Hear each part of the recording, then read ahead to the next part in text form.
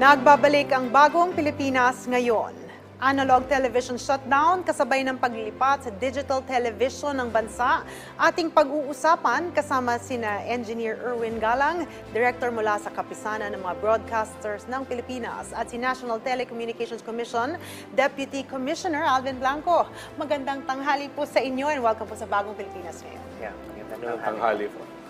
Okay, una po sa lahat para po sa KBP, no? Ano po ang kahalagahan ng paglilipat sa digital TV ng bansa at ano po ang role ng KBP sa pag-switch sa digital TV, sir? Well, unang-una po, ang kahalagahan nito para sa ating mga manonood, mas marami pong mapapanood na channel at mas malinaw po ang signal. Para naman po sa aming mga operators, sa mga networks, magiging mas efficient po ang pag-operate ng mga transmitter natin. Titipid po sa kuryente at mas gaganda po ang signal. Para naman po sa pamahalaan, meron po tayo, isa sa mga teknolohiyang kasama nitong digital TV, yung pong emergency warning broadcast system. Yeah. Magagamit po ito, of course, ng gobyerno para ma-warningan ng mga mamamayan po natin sa mga kalamidad at sakuna. More than siguro sa telepono, di ba? Dati laging telepono, ngayon pati sa television makikita na rin. So hindi lang siya pang entertainment, kundi life saving, you would say, no? So ang sinasabi niyo po, pinakamahalaga para maintindihan po ng ating mga kababayan, ano? Lalo na po sa Metro Manila kasi sa ngayon, explain po natin, pag sinabing digital, we're going digital at isa-shut off na or parang i-phase out na yung analog, no? Paki-explain nga po ito sa isang ordinaryong mamamayan. Siguro po sa DepCom NTC, sir? Yeah. Para po sa typical na television viewer, ang transition po sa analog is una-una ang gaya ng nasabi kanina ni Sir Erwin Galang from KBP, mas gaganda po yung viewing experience na ating mga televiewers dahil mas gaganda yung the picture quality will be a lot better, and then mas maraming programs na mapagpipilian yung ating mga televiewers, and then of course there will be an improvement in the services dahil nga marami ng enhanced services gaya ng early warning broadcast, so hindi lang siya pang entertainment anymore, pero marami na ring information and data na pwedeng makuha through our digital TV service. Napakaganda nga naman, Chi, pagka yung viewing experience mo ay na-enhance at nakita mo yung difference. Yes, para sa ibang mga mamamayan natin, di ba? Yan ang ating kasiyahan eh. Pag nakita mo na yung big difference na, ay, ito palang itsura ng paborito kong artista, ay, hindi ho ba? Malaking bagay yun, lalo na kung fan ka, di ba? At gusto mo lang naman, kaya ka ganyan, sumaya at gaganda ang iyong araw, di ba? So, gusto ko lang malaman po, yung pag sinabi nating digital, kailangan meron kang tinatawag na Digibox. Hindi po ba? Tama po. Oo. So, kung Metro Manila po ang ating pinag-uusapan, ilan na po ang merong mga ganitong sets? At ilan pa yung target po natin? Well, right now for Mega Manila, sa latest po na datos na na nakuha natin, in the Mega Manila area, mga nasa 82 to 83% ang po ng mga TV households ang nakaka-receive ng digital TV signal or reception. So malaking percentage na po yan ng ating TV households in Metro Manila that are capable of receiving digital TV. So mga mangilan-ngilan na lang na households or maybe about mga 17%, 17-18% so, ilan po ang kaya kailangan yun? pong... In terms of ilang milyong households? Based on the data that we had very recently, yung mga households po na that are relying purely on analog are less than 1 million na lang po. Less than 1 million. That's for the Mega Manila area. So, ito po yung ating hinihikayat na mga households na as much as possible, itangkilikin na po nila yung ating digital TV service na pinoprovide na po ng ating mga television networks. Pero will this overlap po with the existing mga digital, yung mga boxes nga by mga ibang mga networks? So practically same concept po ito, It's just that parang ma-digitalized na yung all over the whole country. Tama po ba? Yes, that's correct. So whatever digital box na ginagamit nyo right now, marireceive nyo po lahat ng mga signals ng lahat ng TV networks that are into digital TV service right now. Okay, so ito lang para alam ng ating mga kababayan. Ito yung mga Sulit TV, for example, ng TV5, For the Box ng GMA 7, TV Plus ng ABS, meron din daw Baron Box. MPTV kaya? No? Excited ako, no?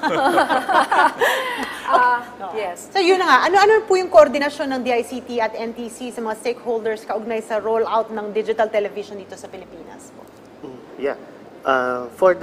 Para po sa ating preparations for our transition from analog to digital, ang ating pong DICT at NTC are working closely together with the stakeholders, particularly yung ating mga TV networks, and of course KBP as yung kapisanan ng mga broadcasters sa Pilipinas as the broadcasting association ng ating bansa. So we work closely with them at kasama na din po yung mga ibang stakeholders para po ma-prepare ang ating viewing public sa pag-transition natin from analog to full digital television. So we are working closely with them on this activity, on this transition.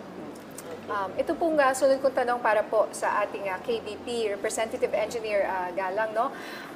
Bukod po sa mga na-mention po ninyo, no, ano pa po ba ang mga dapat maunawaan ng ating mga manonood sa paglilipat nila sa digital TV? Bukod sa better viewing experience, mas maganda yung mapapanood nila, mas malinaw, at meron pang emergency, di ba?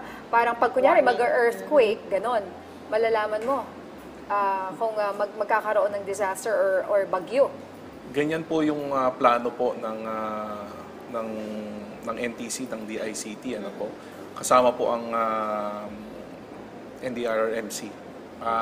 Yan po yung tinatarget nila na pagka may emergency, magamit po itong emergency warning broadcast system. Tulad po nung nangyari sa Japan. Nung New Year, na makikita nyo po na actually pag napanood nyo yung mga ibang vlog na nagbablog sa Japan, na nag-change yung television nila para ipakita yung emergency prior to the earthquake. Yes. Also, early warning. Talaga early warning po siya. So, bukod po yun sa mga nare-receive sa... So, nadidetect, hindi mo na kailangan hintayin pa yung announcement, for example, ng DOST? Ang experience po na nakita po sa Japan is... or FIVOLX, Opo. Prior po na dumating sa ibang lugar, nakita na po nila at na warningan na po sila. So, inaasahan po natin na magagawa rin po natin dito yun sa Pilipinas. But I'm very curious po, ano pong reaction ng mga stakeholders tungkol dito? Because I believe nga, di ba, you'll have to work closely with them. And currently, meron silang mga existing digiboxes, as you mentioned earlier, Ms. Nina, no? Ano pong reaction ng stakeholders about this? Well, ano naman po, they are very, generally receptive naman po ang ating, especially our televiewers, because I think by now, na-realize na rin nila na yung advantages ng digital TV over analog. And I think to add din po dun sa nasabi ni Sir Erwin is it's important din na malaman ng ating mga televiewers na yung ating pong transition from analog to digital, eventually this will result in yung ating pong analog service at some point later on ma-phase out na rin po. So everybody should be aware or alam po dapat ng lahat na at some point later on, ang ating analog television will be phased out, pero this will be taken over by a much better digital television service. Okay, so ano po ang dahilan ng pag-uurong ng analog TV broadcasting shut-off sa susunod na taon? No? So, hinabaan niyo po yung deadline natin. Hindi po natin may target po ba para sa tuluyang paglilipat sa digital TV ng buong Pilipinas? Well, actually, yung ating pong analog ASO, tinatawag na ASO or analog shut-off or phase-out, is hindi naman po actually siya naurong. At this point in our transition, nag-uumpisa na po tayo mag-prepare for the analog shut-off. So, naghahanda na po tayo for the analog shut-off until eventually mapunta po tayo doon. So, we're looking at parang a working date para po doon sa analog Deadline. shut-off. Yeah, some sort of a deadline. But for now, it's a working date. It's something that we are ano pa po natin as we go along with our preparations for the analog shut-off. Oo. Pero even you're saying, talking about the whole Philippines, kumusta po outside of Mega Manila yung ating pag-going digital? Well, for outside of Mega Manila, ongoing na rin po ang ating transition from analog to digital. So, meron na rin pong mga digital TV services that are being provided in other areas of the country like Cebu, Davao, and many other key cities. Pero at this point po, we're looking at Metro Manila dahil dito po yung medyo mataas-taas na ang uptake ng ating digital TV reception. But eventually, the whole country will be into transition to full digital. But ito po, similar to paano natin ginawang proseso for Manila or ginagawang proseso ngayon, we'll also be doing that nationwide but at a later time. So, siguro naisip ko rin yung major challenge is yung mga para sa mga far-flung areas. Yes. Paano natin ma-reach yun, ano? Yes, Oo. that's Limitation true. on the end of Kaya Yung mga pinag-aaralan wala din po pang natin. kuryente po or hindi ma-reach ng tubig, how much Correct. more? Yes, Yes. that's This true. one. Tama po Okay. yun. Pero for Sir Alvin, okay, sa bahagi naman ng mga broadcasting network, lahat po ba ay may digital signal na ano po ang mga datos nyo so far dito? Well, ang ating transition sa digital television nag-start way back 2015 pa po. So matagal-tagal na rin yan. So as early as that time, may mga networks na po na nag-umpisang mag-transmit ng digital TV signal. So all the more na at this time, after almost 8 or 9 years na po, marami na pong mga networks na that are transmitting digital. In the case in Mega Manila or Metro Manila, I think parang nasa maybe mga 2 or 3 networks na lang of the so many networks that are operating right now that will still have to go to digital. But sa pagkakaalam ko namin is they are already into preparations for a DTT service. Okay. So malaki na pong percentage from the network side ang ready na rin po na mag-DTT. Yes. Okay, so paano po, Engineer Galang, tinutulungan ng KBP ang pamahalaan para sa maayos na transition mula analog to digital TV broadcasting? Matagal na pong pinopromote ng mga networks itong digital TV. Ano po, tulad po na nasabi ni Depcom Alvin, paiigtingin pa po namin ang impormasyon at komunikasyon sa mga manonood para po malaman nila kung ano yung kabutihan na idudulot ng digital TV.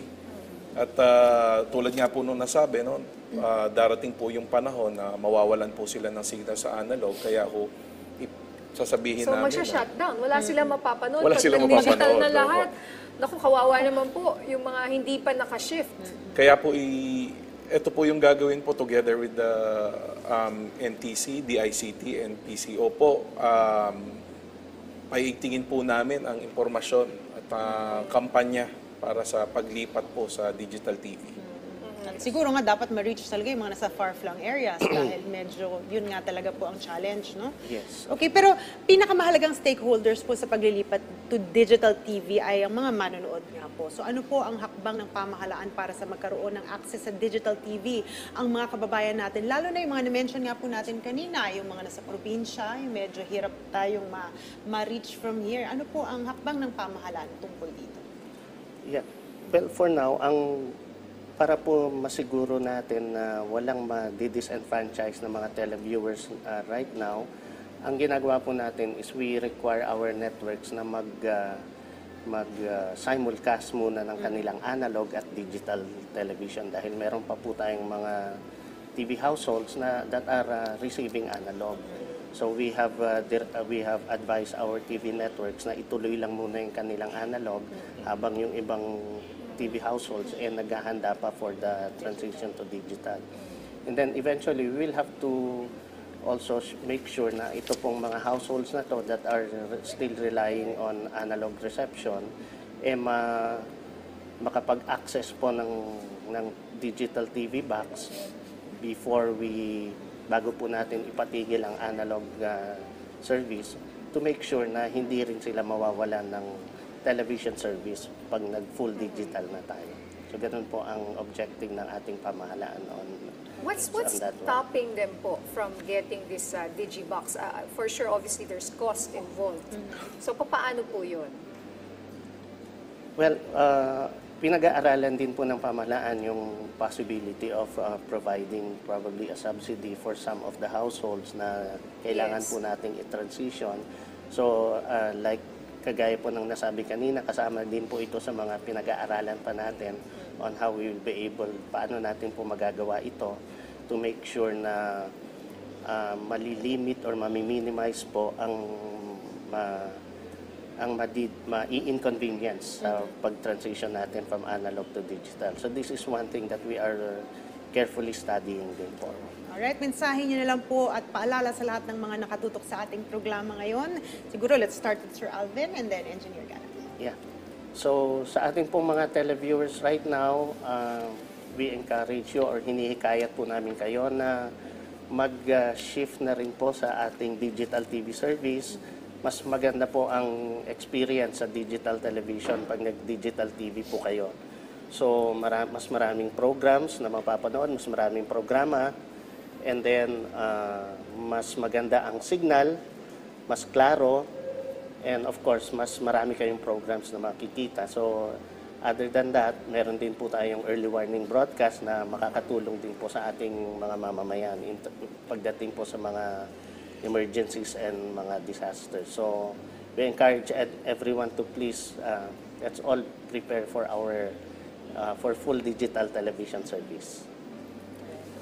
Sir? Tulad po nung nasabi ni DepCom Alvin, no, hinihikayat po namin lahat ng manonood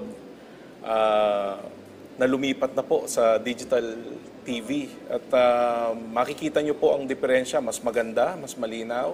Yung pong pinag-uusapan natin kanina, Miss Nina, yung mga paborito mong artista, mas makikita mo ang itsura. Oo, life-changing yun. Life-changing po yun, no? Para Oo. sa mga mamamayan natin, biruin mo naman, no? Gusto mo bang panood yung paborito mo, tapos Blurry. malabo. Tama po. Diba? Tama po. Alright, maraming salamat po sa inyong oras, Engineer Erwin Galang, Director mula sa KBP at National Telecommunications Commission Deputy Commissioner Alvin Blanco. Thank you. Thank you.